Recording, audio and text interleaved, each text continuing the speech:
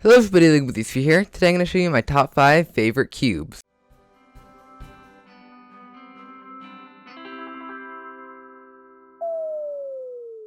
So right here around me are my top 5 favorite Rubik's Cubes of all time. I'm strategically not showing you them yet, but let's just get started with the first one. So this is going to be kind of a new series. Start with my least favorite of the 5. I'm not saying that I don't like it, but here it is. And I promise it'll get more exciting from here. This is the least exciting of them. It's just an 8x8. It's my V-Cube 8. You see I have cut tiles for it. I got it at my birthday a couple years ago. But yeah, it's an 8x8, and 8x8s are just amazing. And it doesn't turn the best. You see it just locked up a little bit there, almost popped. But it's an 8x8, and that just really makes it amazing. So yeah, I really like this puzzle, and that's why it's in my top 5.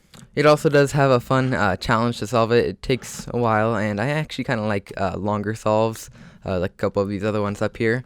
I kind of like it just sitting down and solving it for a while. And yeah, it takes me like 20-25 minutes to solve, and it's just overall one of my really favorite puzzles.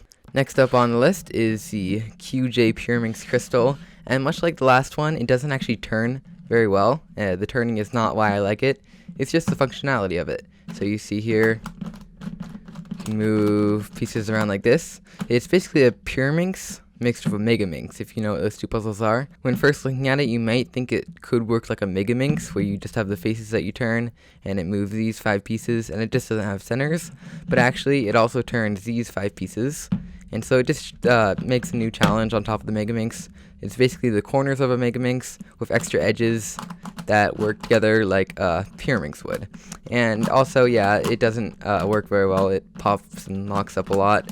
It's kind of hard to solve because you constantly have to line it up and everything. But it also is one of those puzzles that takes quite a long time to solve, and I kind of like that part of it.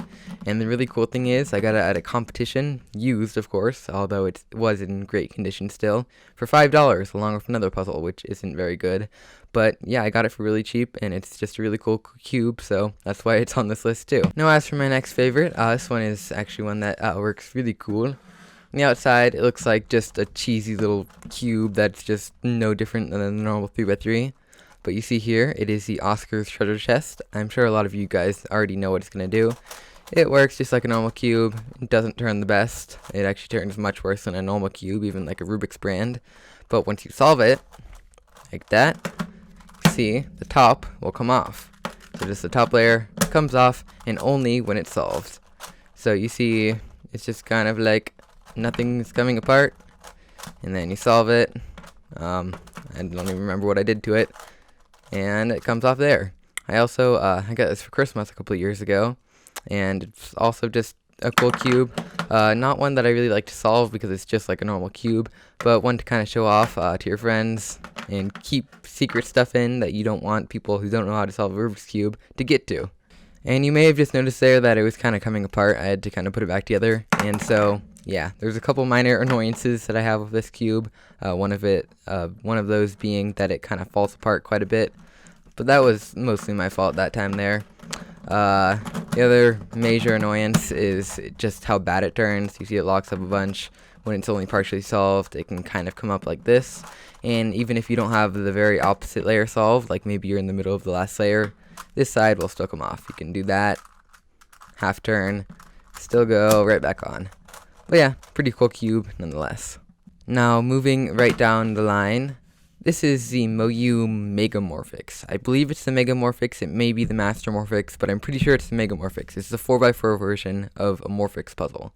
I'm going to have the title down there so you can see if I'm wrong. But yeah, I'm pretty sure this is a Megamorphix. It's made by Moyu, so it turns really well. It's made just with the Aosu mechanism, so just pretty much the best 4x4 mechanism out there. And it's just a really cool cube. You see it just kind of does this, turns kind of weirdly like this, but it can also shapeshift. You see there's a checker pattern on a 4x4. That's kind of weird. It can also shapeshift, do really weird things like this, but I'm not going to scramble it up right now. And this is also one of my top favorite puzzles just to kind of solve, just to kind of mess around with, figure out how to solve, figure out new strategies to solve it and everything. But yeah, it's just kind of a fun puzzle to have around and solve every once in a while. Now, a lot of people, just looking at this, may think that this looks like impossible to solve, but I actually didn't find it that hard. It's just like a 4x4. See, these are the centers. These are the edges. This is the corners along here. And I got it for Christmas just this last year, a little after it came out. I think it came out like last summer or something. But yeah, pretty cool cube. If you want to spend a little bit of money on a cool kind of shape-shifting shape mod of a cube like this, I would definitely get this one because it's definitely one of my top favorite puzzles to have and solve. Okay, and then finally, the very last one, let's put that one back there, is, you may have seen my video on this recently, it is the Gigaminx. So this is my Shengshou Gigaminx. I actually got it pretty recently. It's only $40. I think actually a little bit cheaper on some sites like CubesEZ. And yeah, I just bought this for myself because I thought it looked really, really, really awesome. And I've always kind of wanted a Gigaminx. It's been on my wish list of cubes for quite a long time. But I finally decided to just go and get one when the Shengshou came out because I knew Shengshou cubes would be pretty good. And yeah, it's just amazing. It takes a long time to solve, longer than my 8x8, of course. It's just a bigger version of a Megaminx pretty much. And yeah, it's really awesome. So when I originally solved this, I solved it like a 5x5 would be to a 3x3, as a Megaminx would be to this. So pretty much, I turned the Gigaminx right here into a Megaminx by reducing it like you do on a 5x5, if that makes any sense. So you basically get the centers, you pair up all the edges, and solve it like that.